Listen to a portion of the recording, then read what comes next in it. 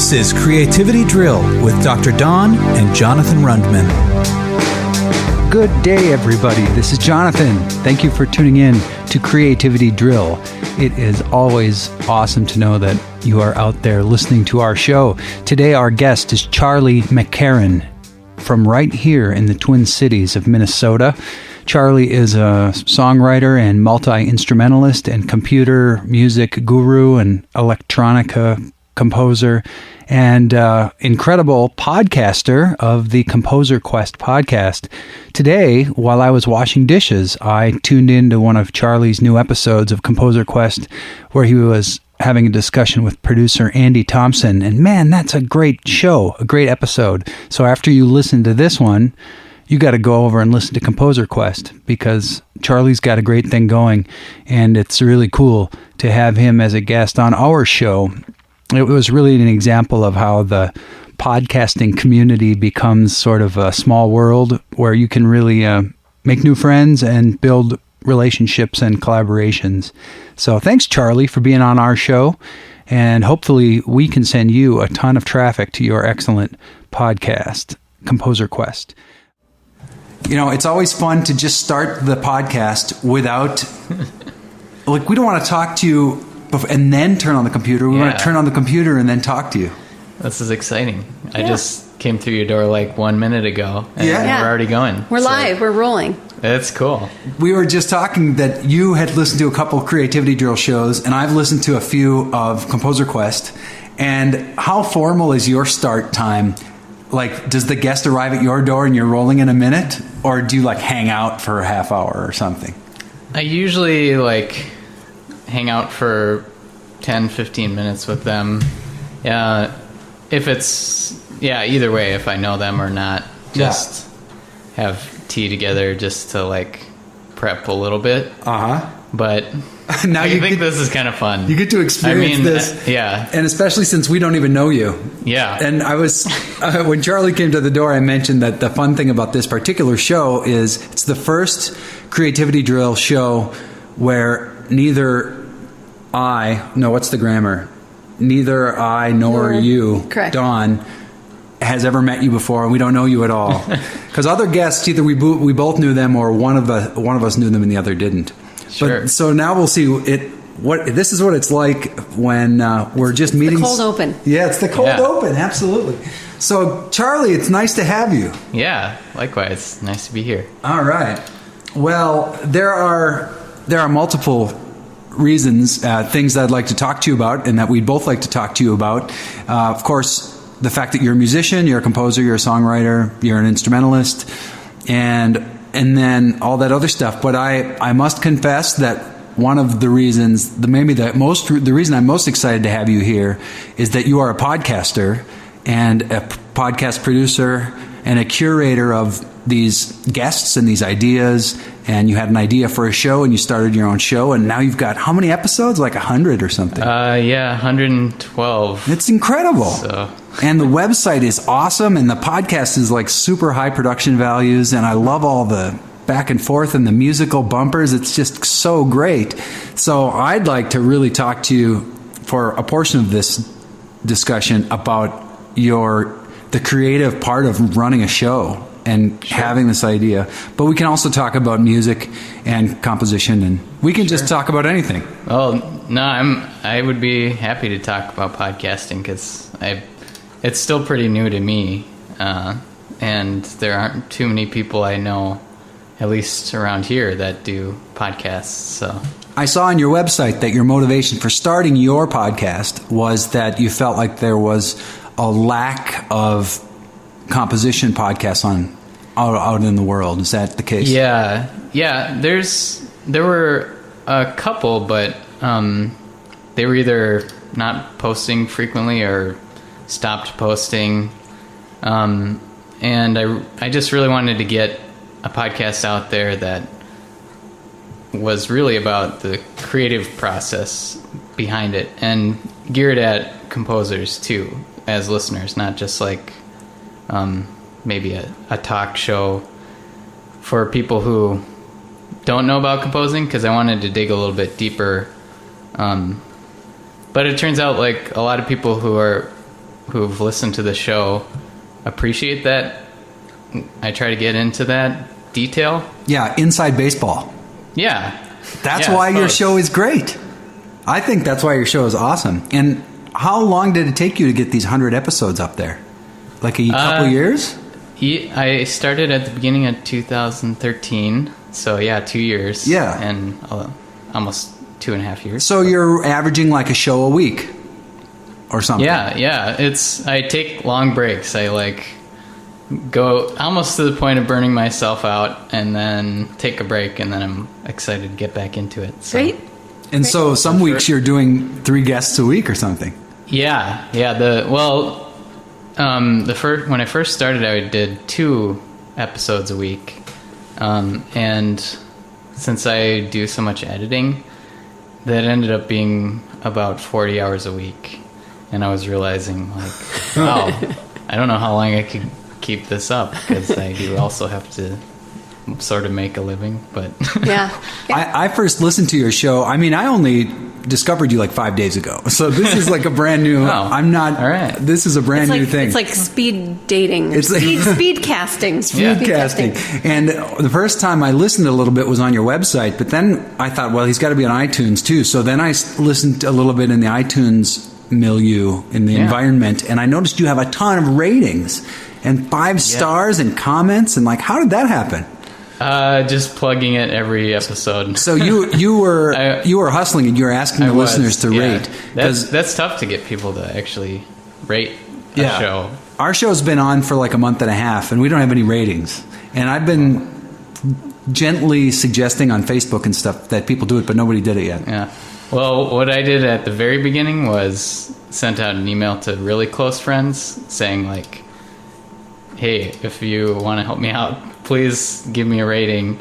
And I had even little screenshots of the iTunes page, because it's not super clear how to sign up and rate things. Even though I've used iTunes for a long time, I think it's not super clear how you do that. And I had little drawings on the screenshots of click here, Do this. You had what we have to do sometimes for our moms when they get stuck on things. Is press this button. Yep. Go to this screen. No, the green one. The green one. So. Yeah. I mean, I guess it's kind of gaming the system a little bit by just asking for reviews, but not really. Not really. Everyone Everyone's asks for them. So. Right. Yeah, and no one's gonna. No one who hates the show is going to come and give it a 5-star review. Right. I mean, I think they're legit. It's fair. It's totally fair. So can we start with your composer origin story and just sort of help the listeners know sort of how is it that you're at this place now as a composer and also podcasting about composing, and just sort of let us know how you started, what your primary instruments were, what maybe some of your formative musical experiences as a kid or a teenager that helped you identify, I am a composer. Sure. Well, I started getting into music. My parents were always interested in music, not necessarily musicians. My dad played guitar. My mom sings and plays a little piano. But they would always encourage us to try the piano and that kind of thing. And then I eventually picked up the violin because 2 of my best friends picked violin, so that's how I ended up in orchestra. How do you pick up how do you do that without formal lessons? When I say pick up, I meant join junior high orchestra and So and then went through orchestra, really loved it. And although there were times when in high school when it wasn't as cool anymore and you're tempted to quit, but luckily I didn't. And my teacher, Mr. Hanlon, gave us a project to do something creative, and I think I made a composition back then and kind of got inspired to do music classes in college. And at St. John's, I didn't even know for sure that I wanted to be a composer. I was kind of debating between an English major or art, or just a blanket liberal studies major, which would be kind of fun too. But I ended up really loving music classes, and it was also my rock band in high school that got me excited about recording and writing songs. So was your primary instrument then violin when you were in high school and college, or I played piano, all the or? way through college, but it's kind of been mostly piano and guitar that have been like my composing instruments. So, were you the keyboard player or the guitar player in your band? Guitar player. Yep. Well, we had two, but eventually the other one dropped out. But yeah, I'm not the greatest guitar player, but it's a fun instrument to write music on. Because same with piano. I mean, the fact that you can do chords with it, just like from a composing standpoint, is much more interesting than composing just on violin to me. When I first discovered you like 5 days ago, which I think I did on Twitter maybe, because of just like searching Twitter for like Minneapolis podcasts or something like that.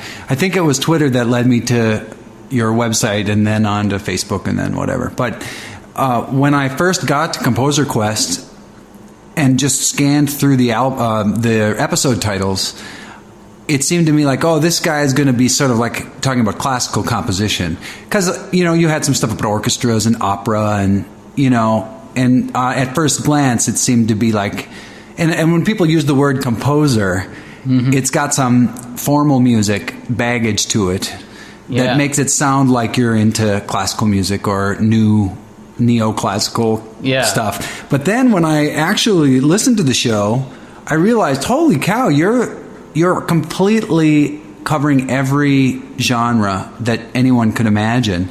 And then when I investigated you yourself as a composer, I realized that you're writing everything from electronica to rock and roll to scoring for orchestras and choral music. I mean, holy cow. Like, how did that happen? Mostly out of boredom with I'll just like skip around to different genres just because I feel like I would get this never helps on grant writing things because they always want to see like a clear artistic direction, but I always think it's more fun to bounce around and do like a goofy comedy song here and then like a serious thing there, and so, and I think also it's helpful for me creatively to try these different styles, and I work in very different ways when I start on my laptop and just do electronic stuff versus like sitting down with my guitar is a very different style than even like sitting down at the piano. So like piano is where I do most of my like classical ideas come from there, just because it kind of forces me to think in terms of music theory a little more than if I was on a guitar, because I still don't read guitar music other than just chords. So yeah. When you finished college, what was your first gig as a professional musician? And is this your full-time job now, freelancing? Freelancing, yes. I do video work as a big chunk of my income too. Wow. But yeah, I've been freelancing pretty much my whole life. Yeah. Well, that's the other thing that I related to when I was checking out your website, because I'm a freelancer too, and that's the only job I've ever had. And so I always get inspired when I see people who are, when they have a good online presence, when they're easy to reach, when they're on multiple platforms of social media, when they're really findable. You've got video, you've got audio, SoundCloud and YouTube, and I was just relating to that, and I like running into artists who are really hustlers, because I get energized by other artists who believe in their work and are out there hustling, Yeah. And it seems like you're really like that. Is that true? Yeah, that is. I mean, when you put it that way, that is a big chunk of the job. As a freelancer, is just like making sure you are out there on the internet. And I mean, I've had a computer science background and been really interested in that too for a while, so that helps a lot in like wanting to design a website versus like having it be an obstacle. Like I'm really excited about that usually. But yeah, it's that side of it takes up a lot of time. So. Do you find that sometimes that time you spend some time not composing because you have to do all that? Because I know with Jonathan, sometimes he's in a time where he doesn't pick up his guitar for weeks because I got this tour coming up, I got to book this, I got to do this contract, and so he doesn't perform. Or I'm doing all like website, rebuilding the website, or using, or working on press photos, or stuff that's not musical at all. Yeah, I definitely have those times, and that I think it's good for me actually sometimes to take a break from it, because I don't know. I think about like people I've interviewed who are film composers or who are on deadlines constantly, and like they have to sit down and be composing for 10 to 15 hours a day if they're like out in Hollywood and doing this. And that idea kind of scares me. Like I have had those days, definitely, where I've like just sat down and composed all day, but it seems like it would be harder to do that day after day, and not feel like you're draining the well completely of yeah. I noticed that listening to your show and just reading that you mentioned even just now that you're a computer guy as well. And one of the shows I listened to, you did a demonstration of how you did an electronic composition and had used a really old kind of software with numbers and letters to sort of program the melody, and then you wrote a little theme song for one of your theme. Like a video game theme. Yep. And I was thinking, boy, you're having that skill set to like working with computers and really knowing about it. That's obviously enabled you not only to write lots of music and make cool recordings, but also to like figure out how to podcast. And I mean, it took me weeks to figure out how to, like, doing this podcast, to save the file and to tag it, and then to get the hosting and then direct the RSS feed. And like, I didn't know any of that stuff. I had to figure it all out. And so it sounds like you like that part of it. Yeah, well, I do, but it is always kind of annoying at all the tiny steps that you have to do to actually like put the podcast up.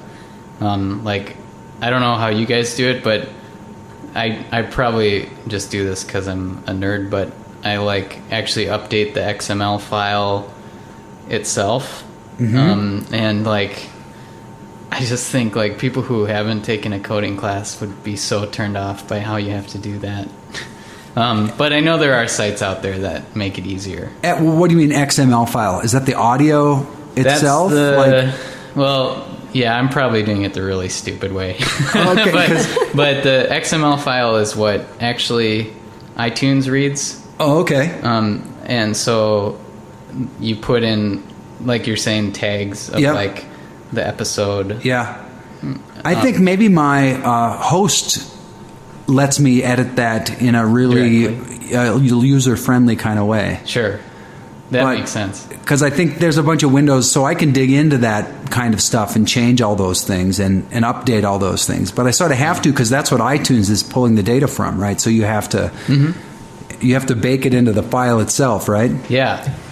Yeah, and the main reason that I do that coding myself is that I was like thinking I don't want a middleman in case like someday. I mean, I know that my own server is going to be up for however long I want, but like, if another site that you're using to podcast, like for some reason went bankrupt, you might have to. You might have to move it around, and I know that's tricky too. And you wouldn't want to lose all your download data or all the credits for how many people have listened or whatever. And mostly just wouldn't want to lose the listeners who might go to a different.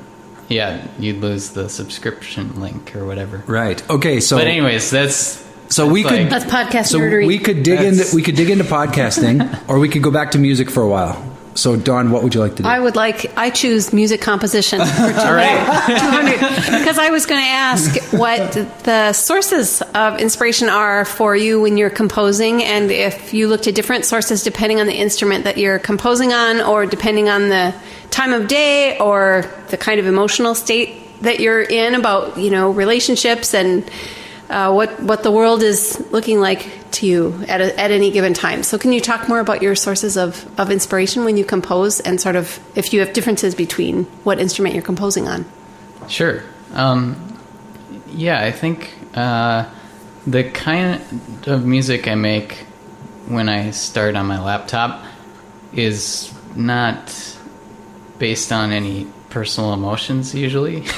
It's usually more like, I like these sounds, so I'm gonna play around with it and see where it goes. And the emotion might come in later when I start adding a track that has like a little more emotion to it, or lyrics later if I want. But versus like if I'm sitting at my piano or on guitar and just playing chords and singing, that's when I like an instant emotion can come out.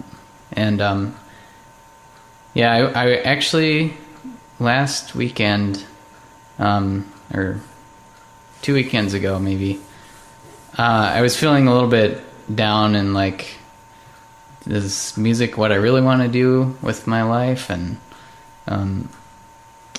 I had been feeling that way, and then I just got inspired to sit at the piano and just chunked out some chords and started singing something, and it was actually like the most emotional experience I've had writing music ever.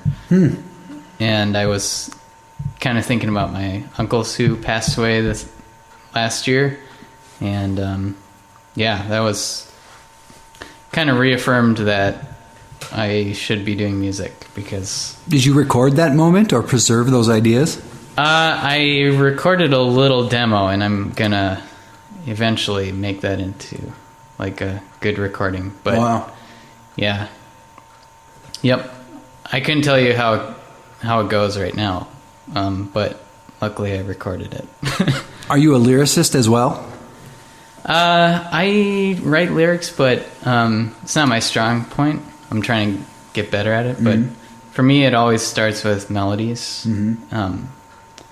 And I think a lot of times I write a melody that I like so much, and then the lyrics end up not being quite as good because I want to fit it into the exact melody that I came up with. But sure. I don't know. How about you? Well, I guess usually I start with lyrics, and then I write the melodies to serve the meter of the text. But I know what you're talking about, because sometimes if you get a melody that has a meter, it's within itself, or a certain kind of syllabic rollout, then I do feel obligated to write lyrics to fit within the shape of that melody, and that's definitely tricky. But then sometimes too, I'll have the melody will come with vowel sounds, or it'll come with breaks that suggest certain words. And then if I spend time enough experimenting, it's like doing a puzzle backwards or something, and I can put those pieces in the right spot and make it work. Cool. Yeah. And I find too, like I've written sort of instrumental music for fiddles, and that is one where it's if I did write lyrics to it, they would happen later. So that's where the melody really has a mathematical shape to it, or a structural. I always think of it like Legos. It has bricks, and that are kind of regular. And so that's pleasing to me. And then too, I've written some church music or liturgical music, and in that case, oftentimes you have a text that has to happen, certain words that have to go in a certain order, and there's not a lot of room for. It's not about personal expression. It's about using some lyrics that are 1,000 years old or something. So in that case, the melody, the lyrics really have to. There's no flexibility, so the melody has to serve them. So it all depends on the kind of music you're writing. But if, like, most of the things I write are just rock and roll songs, and those have a lot of freedom, I think. Mm-hmm. But it's funny because for me, I feel like sometimes I feel more like a lyricist even than a composer of music. But really, I guess I'm about 50-50. Yeah. But yeah, it's the stuff I listen to you do on your podcast certainly seem to be, either instrumental or, and I guess there were some of the theme songs that I heard had lyrics or funny things going on. Yeah. Comedy stuff. Yeah, I've had a few episodes with people who are really good lyricists, and we kind of talk about their process, but I find it's harder to talk about coming up with lyrics, at least for me. Like, I don't know what questions I should be asking when it comes to lyrics sometimes. I've got a composer question for you. Sure. That I'm dying to know the answer of, because I've been hearing of other composers and songwriters who feel like certain keys have color to them or moods, and so they will choose to change. Like, if they write a song in the key of D playing their guitar, but they'll experiment and they'll put a capo on the instrument and they'll feel like, no, E flat is really where it sounds like itself. Not because of a vocal range, not because of how high the note you can hit with your voice or whatever, but only because of the actual resonance of that wave, like how E flat sounds different than D. And to my ears, I can't really hear that myself. Can you hear the difference between keys? Color-wise? No. I think, well, I can, depending on the instrument, maybe. Like, no, I couldn't pick out the difference between, like, C and C sharp. Right. Other than if it's in C sharp, the musicians are probably sucking it up because that's a horrible key. It's a horrible key. Exactly. But the notes don't sound any different to you. Because they don't to me. They don't to me. Yeah, I guess if you think, sometimes I've thought about when I'm doing like orchestral things, you kind of think about what's the lowest note going to be in this, because like the double basses and bassoons and they have certain notes that, especially like their lowest notes, usually tend to sound really good and full, and so I guess I haven't thought about it all that much, but I might change the key to make sure that like the lowest note fits well with the instruments. Right. So you're adjusting your composition to serve the instrument that's playing it. And that's exactly how I write. Because I write to either serve my voice, like, I need to sing this loud when I'm in concert, and if it's in this key, it's lower and I can't get as loud, so I'm going to take it up a whole step so I can really scream it out. Or I'll have a guitar arrangement, then I'll think, wow, if I change it to this key, then I can hit the low open E string at a certain point, and it's going to feel really great, and you can hear that resonance. And so I'm going to choose to make the decision based on that way. Or when I was writing fiddle music, I would try to write melodies and changes so that the fiddler could do double stops with the open string. Oh, yeah. And just build those tricks into the structure. So I feel like I'm always writing based on mechanics or on physics or the shape of the instrument itself. And I, of course, think that's legit and think it's a good reason to write things. But then I've known collaborators who would tell me that's a terrible way to write music. You should be writing from your soul, and you should be writing from emotion and how things sound beautiful, not for how it's going to be in the physical realm, but based on the instrument that's being played.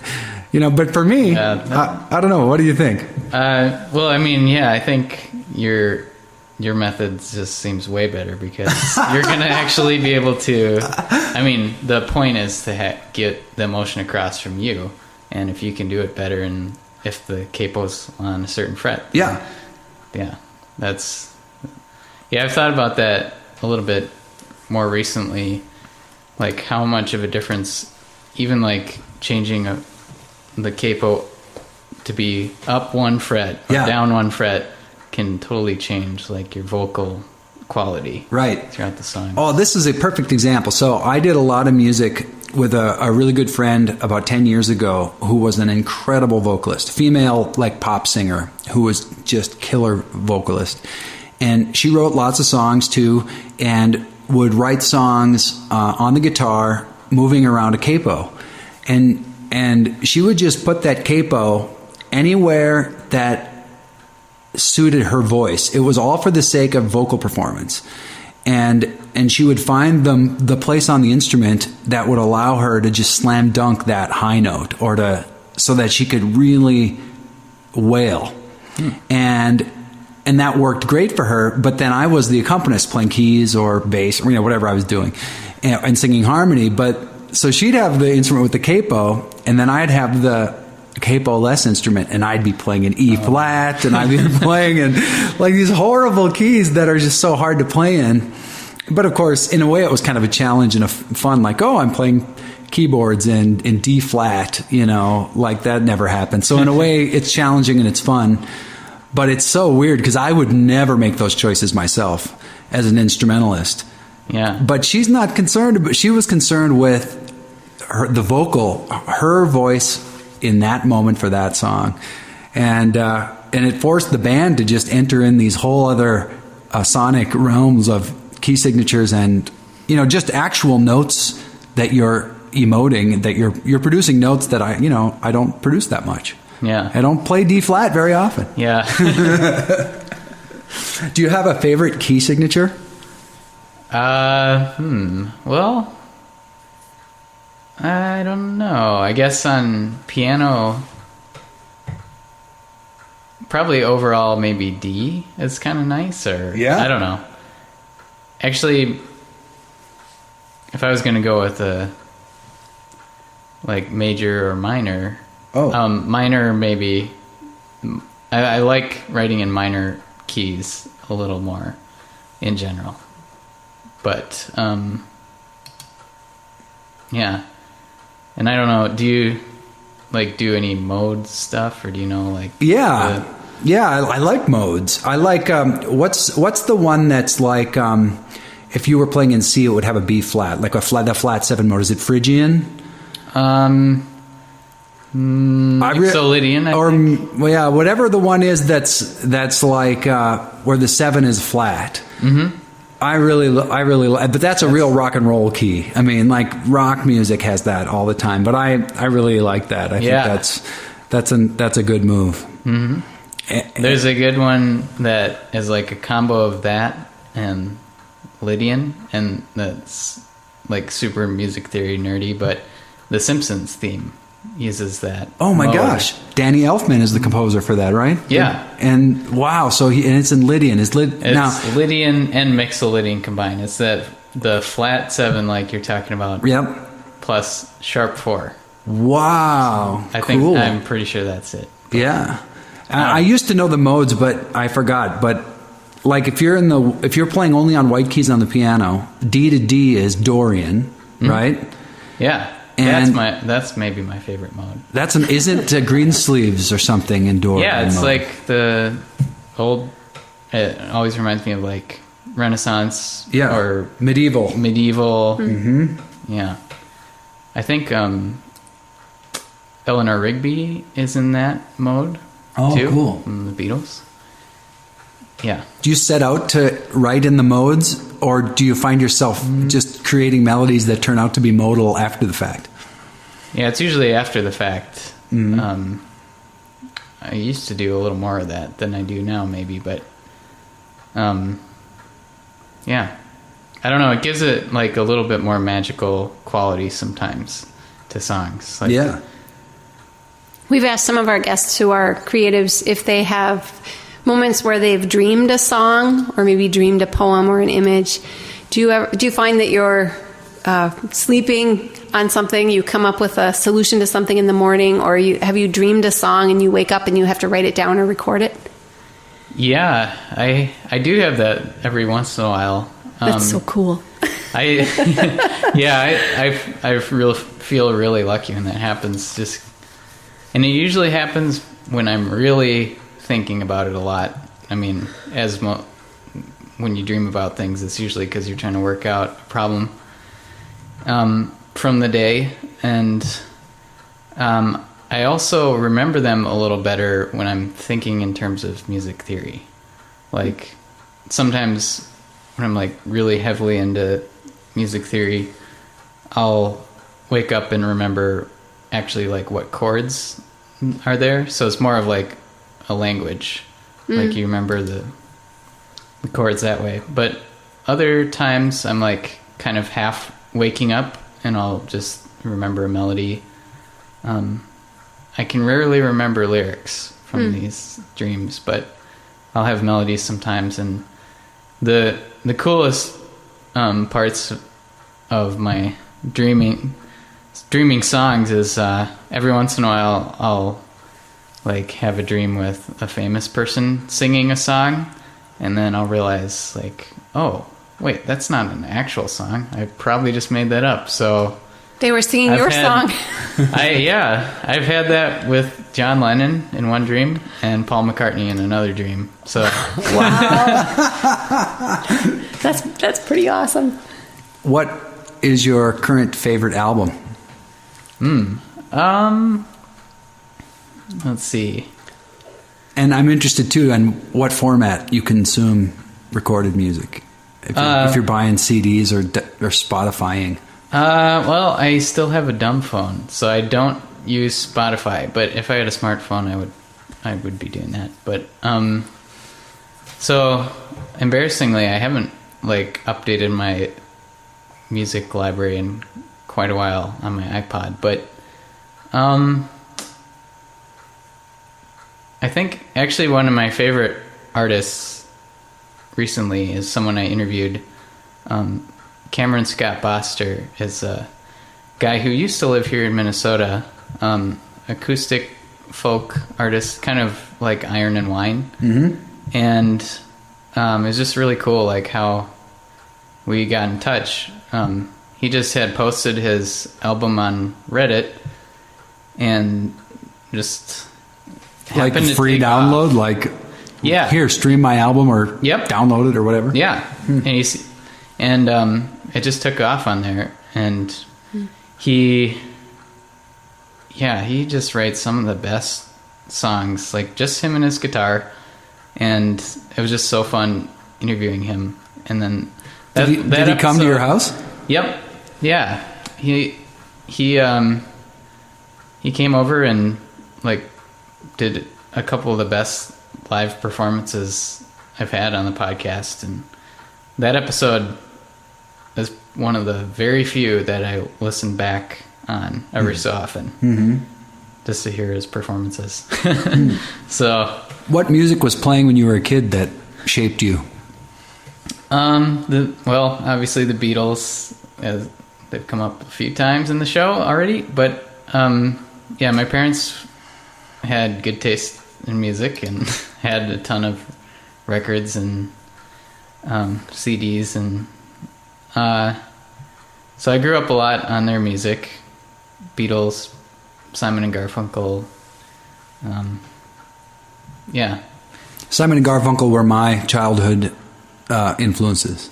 That was probably like the primary listen in the car with the family records. And Kenny Rogers. He always talks about the Kenny Rogers 8-track. Yeah, the best of Kenny Rogers. But we did have two Simon and Garfunkel 8-tracks too. And as I get into middle age, I realized that Paul Simon is in my top 5 like most important musicians of my life. Yeah. Because like Simon and Garfunkel, we were actively like my parents were actively putting it on. But Paul Simon was a little bit more just we woven into the fabric of life, because I always had a radio in my bedroom and he was always on when I was really little, and then even into teenage years. And by that time I had become old enough to sort of be a fan and then seek out his albums and then listen on my own terms. Yeah. But I think, wow, what he has been so so inspiring lyrically, different genres, production choices, harmonies. I mean, he's the man. If I could pick one person to emulate, like lyrics wise and singing wise, Paul Simon, definitely. Wow. Because I also like kind of came back to him after listening as a child, like when my parents had his albums on, and Rhythm of the Saints was a big one that I didn't realize like how good it was till I came back to it like 20 years later or whatever. Yeah. And those post Graceland records are kind of lost in the culture a little bit. Like no one really talks about those ones, but if you dig into them, they can be really incredible. Yeah. Do you have a favorite Paul Simon song, or what are some of your favorites? Well, I think like the ones that are off the beaten path a little bit. I mean, I like his hits too, but I think like a lot of the ones on Rhythm of the Saints, like The Coast or Obvious Child. Oh, Obvious Child was the single, I remember. Yeah, I haven't heard that album in years, but I have it downstairs. I think I'm going to dig it out now and listen to it. Yeah, that's a good. And I like the mix of like African percussion in that one, and and kind of like Graceland style production too. Yeah, similar. Yeah, it actually reminds me a lot of my time in Africa, because one of the styles that I think is so cool is electric guitar, like you hear in the Paul Simon records, but that is totally like how, at least in Tanzania where I was, it was like guitar players play in that style, and like just kind of like a clean electric sound. Yeah, it's kind of arpeggio. Yeah. Afro pop. Yeah. I just love that style. Cool. Yeah, that's awesome. You had mentioned before grant applications. Oh, yeah. And so I'm wondering what has been your experience with grants, and do you have some opinions or thoughts on the arts and culture and how those are funded and how they should be funded? Well, I had a good experience with grants recently. We applied, so through my podcast and with my friends who run the video group Minkino, we had a film score fest last summer where we had composers and filmmakers pair up and then make new short films that had new scores, and we had a 18 musician group play them live at the screening along with the films, and so that was a huge success, and we wrote a grant and got an MRAC grant for that for this year too. So what's MRAC? Metropolitan Regional Arts Council. Oh, so they're really helpful. Like if you're doing some sort of community art project, definitely check them out. And that's the only grant I've applied for that I got that I can think of, at least recently. So, personal grants are harder to write, I think, than like if you're planning an event or something like that. You're obviously going to be involving the community, which is what the grantees like really are looking for. But personal grants, it's like you have to do an artist statement that makes sense and find a way that your art is going to impact the community. But yeah, have you guys had experience writing grants or anything? I have not, but I kind of came out of playing rock and roll music, and my experience in that realm is that rock bands don't apply or they don't even know it exists. But in recent years, I got to work with a lot more musicians who operate in classical and jazz and then other arts groups. people in visual arts, for example, or film or writing. And man, in those worlds, grants are the thing. Those people are talking about grants and applying for them constantly.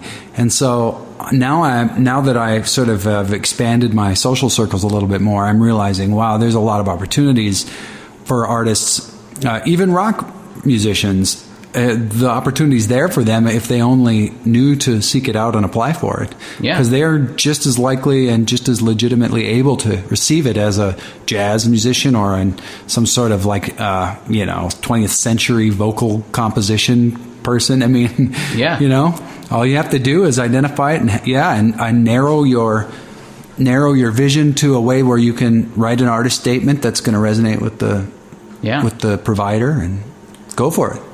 Yeah, and I use Google Calendar, and I have a whole calendar profile set up for grants. I don't know if that's the right term. With deadlines? Like a different color so that I see when the grant applications are. Oh, yeah. And, yeah. Do you think you'll make conscious moves to do that more actively coming up?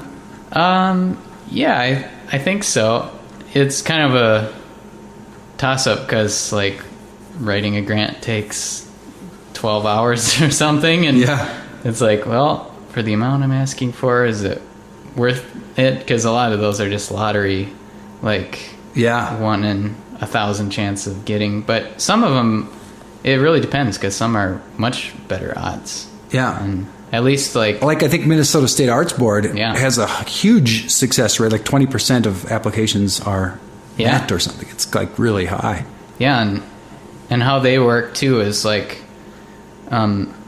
just give out as much money as they can. So they line up all the grants and by their grade, their rank, and then they'll just start at the top and give money until they run out. So yeah. Well, talking about money, do you have an example from your career of a musical project that you did that was kind of your cash cow for a period of time, or that was really lucrative, or maybe even if it's not really lucrative, what was the most successful sort of financially a project that you had? Well, I haven't made a ton from music. I've tried a few things, but I have done composing for films, and that's kind of a decent income.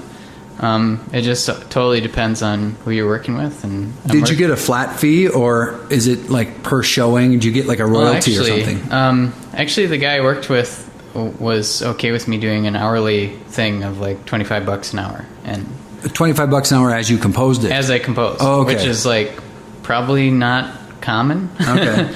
But for this project, it made sense. And, I wasn't doing super complex composing, so it didn't take too long. But was it considered work for hire so that the filmmaker now owns the rights to your melodies and songs, or do you retain the publishing? That was one of the first ones I did, so we never really clarified it, but I'm sure the director's really cool, and I should actually figure that out sometime. But it was almost like sound design in spots versus composing, so I never really thought to distinguish. Right. But yeah, in the future, definitely, I will be making sure I still own the rights. Are you a member of ASCAP or BMI? ASCAP. Yeah, so. Me too. Are you happy with their services to you as a member?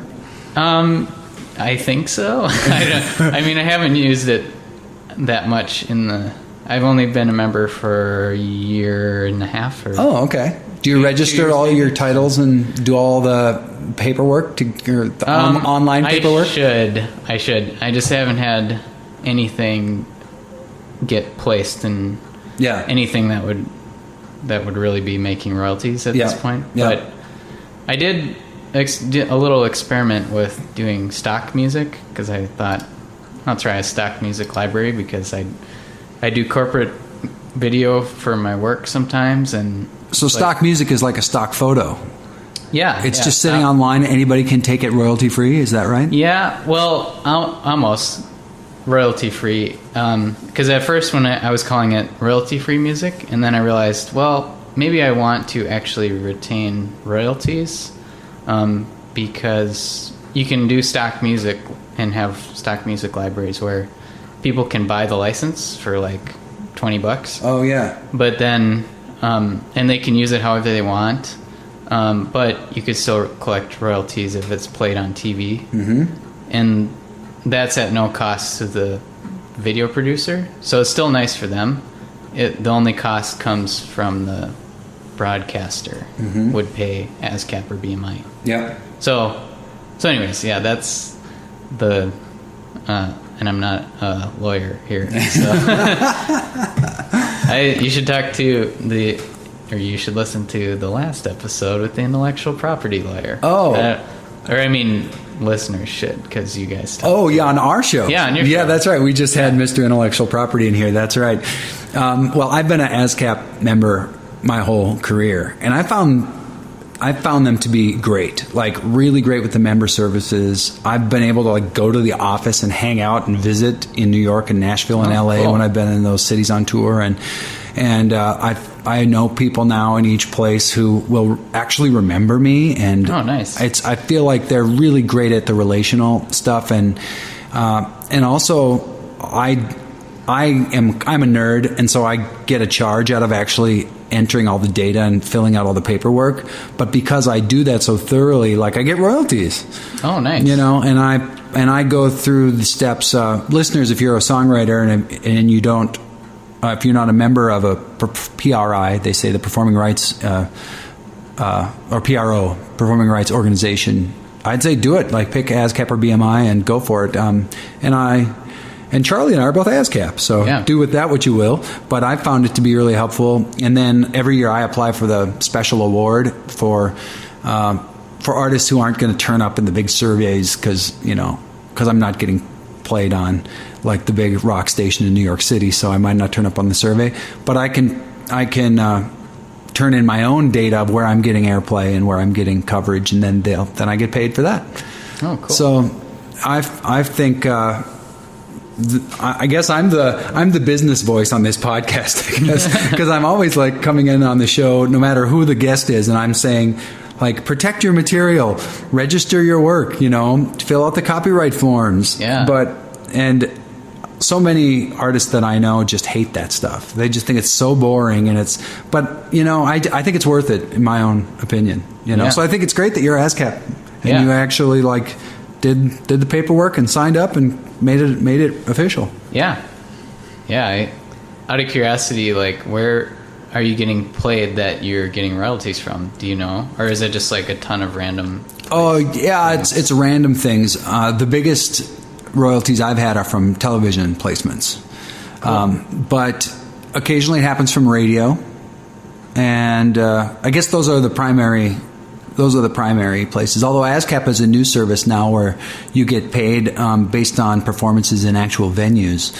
And so you can, like, if you go on a tour and you play 4 different venues, if you play like a theater, a bar, a coffee house, and a festival, you can report those venues on your ASCAP account, and then ASCAP will chase down those venues, because most bars that have live music and most theaters and most festivals or whatever, any kind of established outlet will be paying their fees to the performing rights organizations. And then you get your cut of it. Yeah. So those organizations give the artist a chance. If they're small time and independent, and you're not going to show up on HBO or NBC News, you can still report yourself and do the reporting on behalf of yourself, and that counts. And they'll give you credit for it. Yeah. And I had someone on the show who was talking about that a little bit, and how, like, bars and other places you'd play and have your music at would have a license agreement, but like churches and schools have kind of a different thing set up. Yep. But it sounds like you can also potentially get an ASCAP Plus award if you have a lot of performances at churches and schools. I don't know. Yeah, yeah, they'll take all that stuff into account. Okay. I've found it's been flexible and good. Cool. Yeah. I wanted to reference back when we were talking about grants and ask, if you got a grant to go anywhere and do anything, what would that look like for a year? Ooh, that's a good question. I think I would like to go someplace that maybe one of the continents I haven't been to. I've been to Europe and Africa, but maybe somewhere in Asia or South America would be really cool. Although I'd maybe want to go somewhere where I could speak the language, but there's a lot of places where people would be helpful in teaching me English or teaching me their language. But yeah, I almost would want to go back to Tanzania and do something music related there, because I was volunteering there and teaching English and music and computers to kids. And at the very end of my time there, I kind of got inspired to start recording some of their music, because they're just really awesome singers. And I asked the students, like, oh, do you have some songs that you want to sing for me? And I'll record them for you and make a CD for you. And they just came up with the coolest things. And I think, like, their sense of melody is so cool, because they don't have guitars or pianos to write songs with. It's just them singing, so they have to make a compelling melody line just from their voice. Wow. And maybe drums with it. But yeah, they just had some of the most beautiful melodies. Did they make up original music for you? A lot of them did, I think. I never quite got it out of them, because I think, like, culturally it's a little bit different. Like, I think some of them maybe had melodies that they had heard, Yeah. from their families or whatever. But I think actually a lot of them did just make up songs. Mm-hmm. And I had one kid translate the lyrics for me for some of them, just to try and figure out what they were about. Mm-hmm. I love listening to African music and occasionally hearing it live or even singing some of it. And at least in my experience, the African music that I hear is often either church music or it's kind of social justice, political music, which is like what turned into the Graceland record and that kind of stuff, like protest music and that sort of thing. But I wonder, do they have boy meets girl, boy loses girl music? Or, oh yeah, definitely. They must, right? I'm trying to think of some of the songs. One was about, it was like kind of a rap about, like, why don't you call me anymore? One of them was like this traditional tribal song about their food, which is like ugali and beans, which is like this bland paste and beans. And the song is like in celebration of how delicious they are. But it's fun because the kids like got into it, and like that's not the kind of music they listen to. Maybe like a lot of music on the radio is like, it's called bongo flava, which is bongo means brain in Swahili, and the big city Dar es Salaam in Tanzania is called Bongo Land, because you have to use your brain to survive there in the city. So that's where this whole like music style came from, and it's like influenced by American rap, but also kind of like their own style. Yeah. But the productions are really cheesy to American ears. It's like they're okay with just like using cheesy synthesizer sounds. Yeah. That's so funny. Well, how did you change as a musician after living in Africa? Did it affect your own instincts? Yeah, I think like rhythmically, I feel like I grew a lot. And at least the music I was writing right after Africa was definitely more rhythmic. And like I can kind of see how Paul Simon, to bring back, like started getting into like more interesting rhythms in his own stuff. Mm-hmm. And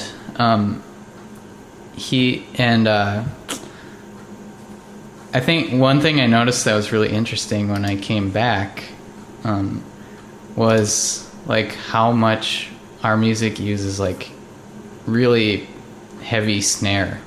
Mm-hmm. Like I remember driving in my car and listening to American music, and I was like, I felt it in my chest, like the snare beat. Yeah, are you talking the backbeat? Just the 4/4 time of the backbeat? Yeah, because I mean, yeah, obviously they have that sort of feel in Tanzanian music, but it's maybe just more the productions don't emphasize it as much, and it was like almost overwhelming coming back and like hearing this like really felt like plodding, like thudding sounds. Yeah, like whereas like Tanzanian music felt like kind of free flowing, and I don't know. Yeah. Do you compose or plug into music rhythmically? Like, I'm trying to, how can I phrase this? One of the struggles I have as a musician is I don't have any soul. And so, and so like the music I relate to is very square, and I love the backbeat because it's like a big box, you know, so I love just 2/4, 2/4, you know, and just like lock in like Legos. Like I always come back to bricks. Like for me, like music is like playing with Legos. But I've worked with other musicians, especially in recent years, who always talk about like, being behind the beat, or being on top of the beat, or being ahead of the beat, and all these kinds of things. Like to me, that don't make any sense at all. Like to me, there's like you're either on the beat or you're like wrong. Like, or you're too slow or too fast. I understand too fast. I understand too slow, and I understand like wrong time signature. But I don't understand like, play on the back end of the beat, or like play on top of the beat, or play ahead of the beat, or people say I love such and such a band because the drummer plays ahead of the beat, or like to me, like I don't even know I can't get it, and it's very frustrating because I feel like a fool, and I think I don't know, it's a real struggle because I want so deeply to know what that means, and I don't know. Yeah, I think that is like almost on a subliminal level. When a drummer's like playing ahead of the beat or behind the beat. Can you like hear it?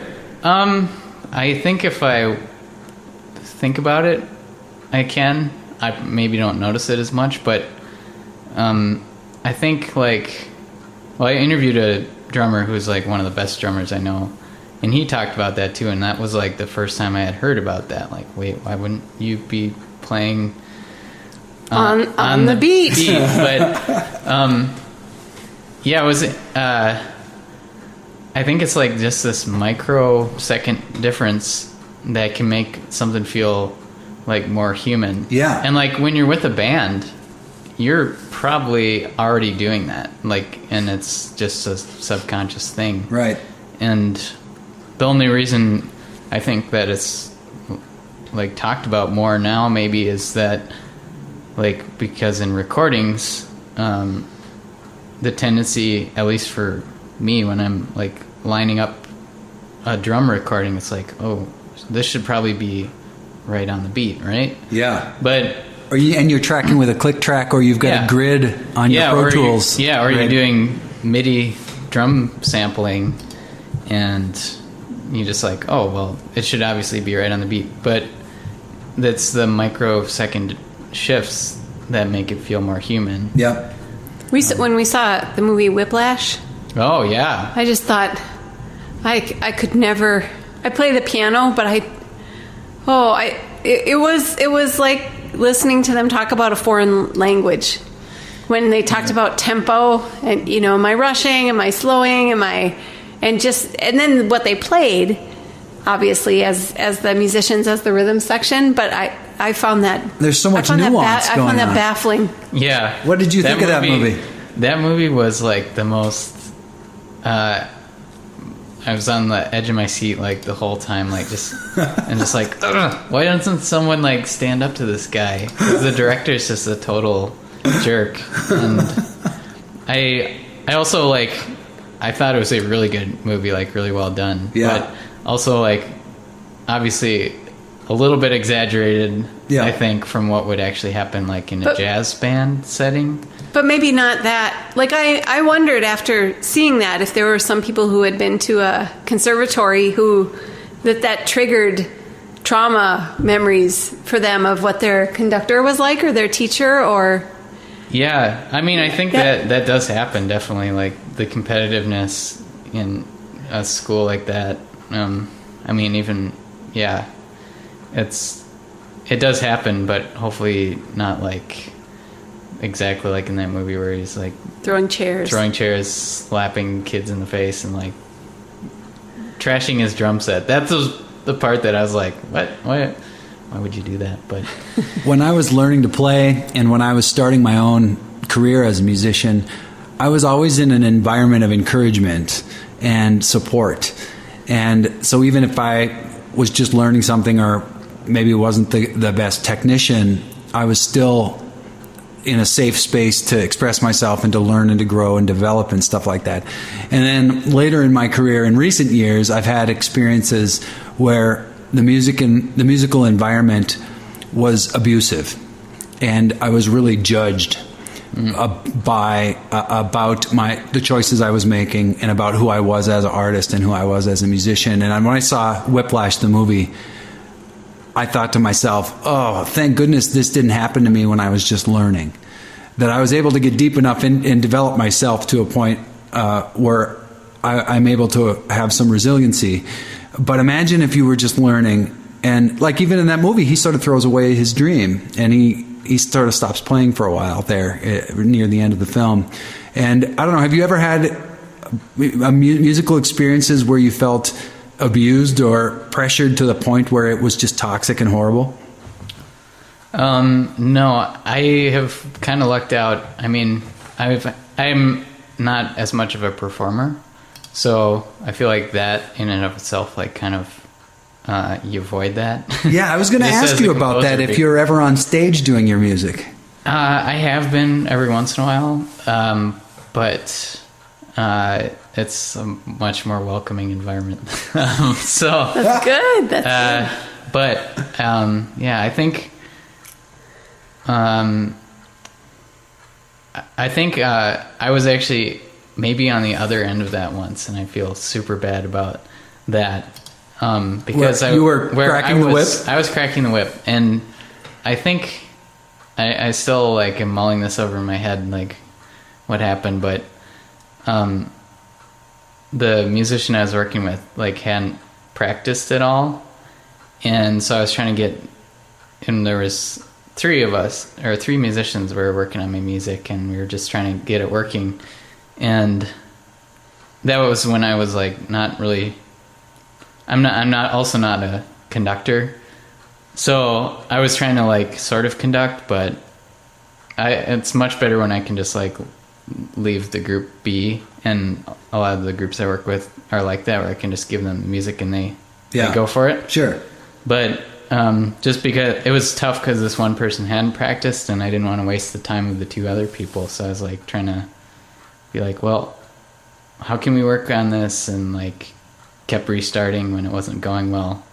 And I think I maybe like scared the person off because they were like, I don't think I can do this anymore. Wow. So I felt super bad about that, but I don't know how else to handle that kind of situation. Isn't it weird how vulnerable you are when you're collaborating with anyone in the arts? Yeah. I imagine it's the same if you're acting with and rehearsing with other actors, or if you're writing with somebody, or any kind of creative stuff. It's so you're putting your heart on the line, really. Yeah. And then to invite somebody else into that dangerous place with you where you're really vulnerable, and then they have their own opinions, and you have to sort of balance yourselves. And it's, I mean, collaborating in the arts is dangerous business.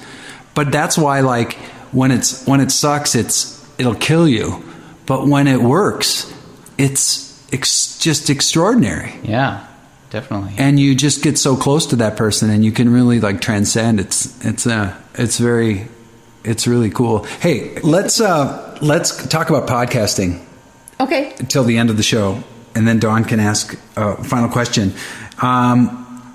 I think it's exciting to talk to a podcaster because this was our idea to start this show, and it took us a long time to get it going, and it's only been up and running for like a month and a half. There's like 7 episodes or something up there, but it's just fun to see that people actually listen, and I think that this is what Dawn and I would talk about even if no one was listening. Yeah. This is just what we talk about in life. Yeah. So we thought it would be so fun to, record the stuff, and because I just thought, well, maybe somebody else would get a kick out of this. So what was your podcasting journey? Like what? Well, I kind of just was a fan of podcasts for years and years. Even before the boom, because right now it's booming. Yeah. So you've been listening. I started listening to the first podcast in 2009 or something. Oh yeah, so it's been a while. Who are your favorite other shows? Well, let's see. I listen to most regularly lately is actually comedy podcasts. Yeah, so those are the ones that I listen to. That were my inspiration. Yeah, WTF is good. Yep, I really love that one. I like the Nerdist network shows. I love the Pete Holmes podcast. Okay. Did you ever hear that one? I haven't really listened to that. That's a great one. Bill Burr's Monday Morning podcast. Oh yeah, he's just like he's probably the funniest guy to just listen to talk. Even though he's like, yeah, I don't know how, like, if I would get along with him in real life. I probably would, because he seems like generally a nice guy, but yeah, it's just fun. Yeah, listening to so funny. Someone who's like totally different, and just like he's so funny. Yeah. How about music podcasts? Do you ever listen to, like, one that I really like is called I'd Hit That, I'd Hit That, and it's a drummer podcast. Oh, nice. And it's this professional drummer who's played on lots of big records with big, huge, famous artists, interviewing other like session drummers, and these are all people who are not famous rock stars, but they're playing on the Grammys and they're playing in stadiums for thousands of people, but they're the hired gun session guys. And it's a great, great show, and it's total nerd, like inside baseball stuff. It's music theory. It's the grain of the sticks. Oh, totally. It's gear talk. That's a really, really, really great one. And then there's another one called the Hired Gun Podcast, which it's a similar concept, but the guy's talking to all hired gun musicians, keyboards, bass, whatever, horns, vocals, and just talking about the minutia of being in the studio or writing songs or making records or touring. And those are really inspiring too. And Dawn and I wanted to have a show that we could talk about together. And of course, music is a big part of our life because it's my job, but we just are so fascinated by all creative people in general. And Dawn being a psychologist and all that stuff. Yeah, I think it's cool the variety that you're going to have on this show. Yeah. Do you have some ideas of like what you want to do with the podcast in the future? And well, we're learning. So what advice would you have for us? Because you're 100 episodes ahead of us. And I think there's probably a lot of other people listening who either have a podcast going already or think, wow, I would love to have my own podcast. Like, what would you're really into it? Well, what have you learned that we could learn from? Well, I think I think what you are doing is cool, just like conversations, and I'm guessing you guys don't really edit too much, just straight conversation, which is cool. Like I think that's good. You can sustain a whole conversation, and I end up editing mine quite a bit. And yours has a lot of bumper music, and you're cutting out to different announcements. I mean, yours is highly produced. Yeah. Yep. Yeah. And I think I've gotten better at that, sort of. At least. Yeah. It sounds, yours is like super high production values. Well, thanks. It sounds great. And it must be fun. I mean, that part's fun. There's an art to, I mean, not only are you a composer and a musician, you're a producer. And there's such an art to being a good producer. Yeah. Well, yeah, and I think for me, like, the fun part recently also has been having, like, segments of the podcast and, like, finding ways to involve my listeners in some ways. Because, like, we do these quests, so I'll challenge my listeners to do a composing thing, and then they'll submit their compositions based on whatever challenge I give them, and then we'll have a live event where we play those compositions, even if they're like from Australia or England or wherever, Taiwan, that's been really cool, like actually interacting with the composers that way. What are some of the craziest connections you've made around the world because of your show? And how did they find you? Well, iTunes, I think, is the main draw. But I kind of, I think I'm at the top still of Google searches for composing podcast. Wow. Which is kind of lucky. But also just goes to show that there's not too many out there. Yeah. And so the lesson for podcasters is to have a narrow subject matter. Yeah. It's niche. That's a niche. It's not narrow, it's niche. Yep. Thank you. And also, like, one thing I noticed is that when you're naming your podcast, if you use keywords in the that you want podcast people name to search for, Yep. it just, like, instantly is on the top of iTunes searches. Yeah. So, and then, like, having good art for your podcast, I think, is a big thing too. Yeah. But mostly just having a quality podcast, because, like, people might download it, but if it's not good, they're not going to listen to it again. What kind of things do your listeners tell you in emails or on social media? I'm trying to engage, but no one's responding.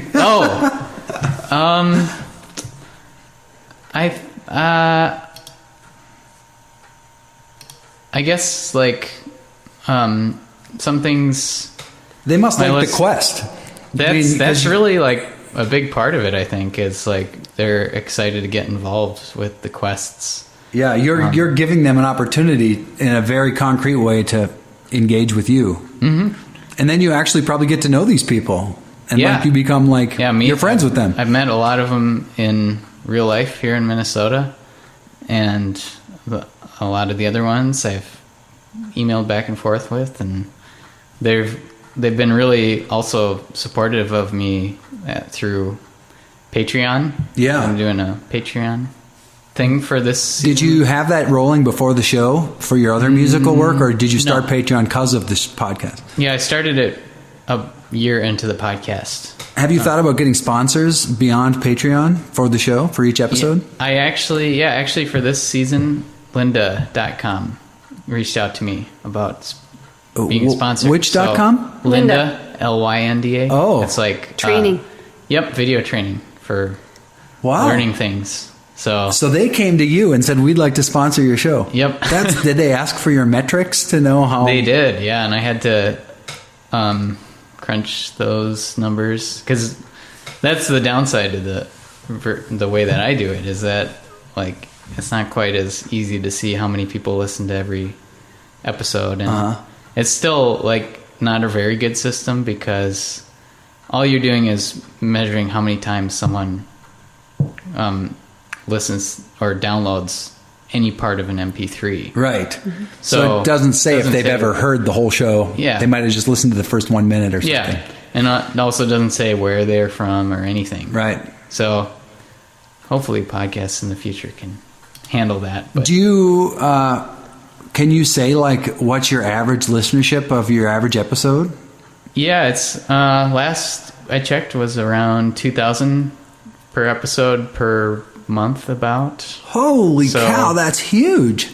Yeah, that did it hit those numbers kind of early, or is that after a couple of years of momentum? That was probably after I don't know, 6 months or a year. Wow. Well, yeah, it's just kind of like a gradual slope going up. Sure. I think. That's amazing, though. So if you can gamble that you're going to get over 1,000 listeners or over 1,500 listeners, that's pretty motivating for you as the host to keep on rolling. It is, yeah, and also kind of weird that because that's the population of a small town. Yeah. What kind of extracurricular opportunities have happened to you because of your show, other than being on Creativity Drill? Yeah, I mean, it's kind of a nice thing to be able to plug. Like, I feel like I'm not totally self-promoting, even though it's my podcast, but it's sometimes harder to promote just your music. Yeah. Like, there's so many people doing that. Right. So just having like some other way beyond just your music that you're doing some sort of cool events in the community, or I don't know, some gimmick online, or yeah, I noticed you got to do a show at the Minnesota Music Coalition. I just signed up I just paid my membership fee for Minnesota Music Coalition, although I haven't been to any of the events, but I thought, that was cool that your podcast got to be a part of that.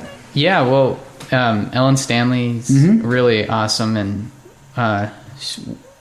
it started out, actually, I was going to the events, and they're such good like music business talks that I was like, hey, could I just record these and put them out as special episodes to the podcast? So I've recorded like 5 or 6 at least, actually a lot more. Did you go last week or whenever they had the summit? Yeah. I only made it to the very last event, but yeah, I wanted to go, and I couldn't swing it this time. Last year though, I went to almost every event, and it was really good. Like, that's how I ended up getting that grant through the MRAC, Metropolitan Regional Arts Council, because Bob Burns, who works there, was at the music summit, just there like answering questions about grant writing. Wow. And so that was really cool. Wow. Well, Minnesota creatives, if you're listening right now, that's one thing. If you're a musician, you can just immediately join Minnesota Music Coalition, or you could check out Minnesota State Arts Board or any of these other. There's just opportunities like crazy right here in our state, and if you're in other places, certainly, I bet your area has similar stuff happening. Yeah, and the American Composers Forum also has tons of great events, and they're located in Minnesota too. So, yeah. Also, I noticed, you're not only inviting your listeners to write music and submit it to you and then perform it live, but you're working with that cinema group to do film scores. And I mean, it seems like another one of your creative outlets is that you're a curator. You're for other people and other people's work and getting it out to the world. And what's satisfying about that to you? And did that just fall into your lap, or was this a grand scheme, or how did all this happen? I think, I first started thinking about online songwriting communities because I joined this Spin Tunes songwriting contest, which has happened for 4 or 5 years, maybe longer. And just this relatively small songwriting community, but in the grand scheme of things, there aren't that many out there that are creating community challenges. And so I started just thinking about what kind of community things could I do, and I did a Frankensong challenge maybe 4 years ago or 5 years ago, where I got groups of songwriters and composers together, and I split them up into 5 teams of 5 people and gave them what I called a seed track, which is just a very basic rhythm track, And then I told them, okay, now within your team, you're going to add tracks to that, and by the end you'll have a song. So they kind of like pass it off to each other. One person starts and they can choose to add maybe a bass line, then the next person adds a vocal line. And so we ended up with actually I think there was 4 teams that finished, and just like totally different songs. And Yeah. that was just like really cool to see that happen and like get people working together. So that's probably like this inspiration that started me thinking about doing these quests. Just think of the individual songs that other people have written because you had a crazy idea to challenge them to do it. I mean, Yeah. It's kind of it's like a ripple effect that goes off for a long, long, long way. Yeah, hopefully. Yeah, I mean, I know that like personally, I appreciate having deadlines and challenges, and especially if it's for a like group thing. So, yeah, just wanted to make that for other people too. That sounds fun. It's like if the game Telephone Yeah, was actually turned into a composition activity. yeah, Sort of start with one thing and see what comes out the other end. yeah. We're doing one right now that's a Scriabin challenge. Alexander Scriabin was this Russian composer at the turn of the 20th century, and I picked any composer I could think of, but right now we're splitting up one of his piano preludes, and each person is recording one measure using any instruments they want. So like someone's using a recorder, someone used saxophone, someone's like blowing on bottles. And then I'm going to piece it all together like a quilt kind of. Nice. Wow. And then we'll see, how that sounds. So that'll be finished very soon. That sounds Wow, great. that's that sounds cool. great. How can our listeners participate in your composition challenge or just connect with you online? Like, how do you advise people to track you down? Yeah. If you just go to composerquest.com, that's links to my main site, and there you can find every episode for free. And also, you can just email me, charlie@composerquest.com. And if you're interested in participating in those kind of challenges, just let me know and I'll add you to my list. So Cool. That sounds great. How are you active in social media, and do you like Twitter and all that stuff? Yeah. Composer Quest is on Twitter and Facebook. So yeah, definitely reach out to me. I'd be happy to hear from you. Are any of your compositions getting performed coming up soon, or by other artists? Well, the big event that's coming up this summer is at the Landmark Center. We're doing that Film Score Fest that I mentioned. So if you're in Minnesota, it's on August 13th, 7 p.m., 2015. Assuming that people know what year this podcast was released. Yep. So...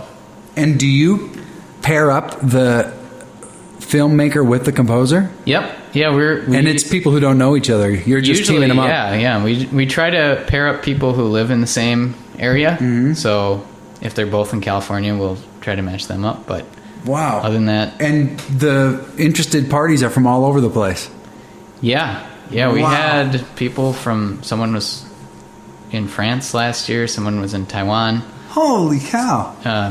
Tokyo. Yeah. It's amazing That's the web of distance and that you're operating in here in this. I mean, it's truly and you guys too. Now that you have a podcast. I mean, I suppose we haven't had we're so new, that we don't have any concrete examples. But I suppose there are people in distant places listening that we have no idea who they are. Mm-hmm. But we just haven't figured it out yet. Yeah. I'm sure there's going to be people searching for Creativity Podcast. Mm-hmm. And I think I've searched for it myself, actually. Mm-hmm. Like when I was first looking for podcasts, and there was like nothing. So Yeah. hopefully It's an important topic. So Yeah. we're glad you were here to talk with us about it. One question we always ask our guests as we wrap things up is, what would you tell your 5-year-old self? So, what would you tell 5-year-old Charlie? Okay. Kindergarten Charlie. I would say, does he live right now in this era, or is it? Oh, it's time travel. You're going back. Okay, so I can't tell him to like Invest in make Apple. a website, but or like make some cute kid videos of yourself. But I feel like if I was a 5-year-old this year in this time, I would be like all over doing websites and stuff. Really? Like establish yourself online? Well, no, I mean just as a creative hobby, like I see. making websites or making video games. I really wanted to make video games when I was a kid. Yeah. And I used my graphing calculator to make little games, but now it's so much easier. It is. To make really cool stuff Yeah. for cheap or for free. Yeah. Yeah.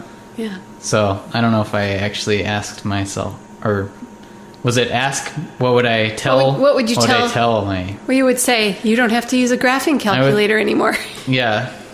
I would say it's okay being a nerd. That's a great one. Wise words. Wise words. Charlie, thanks for being here. Thanks. Thanks everybody for listening. Quest onward. Creativity.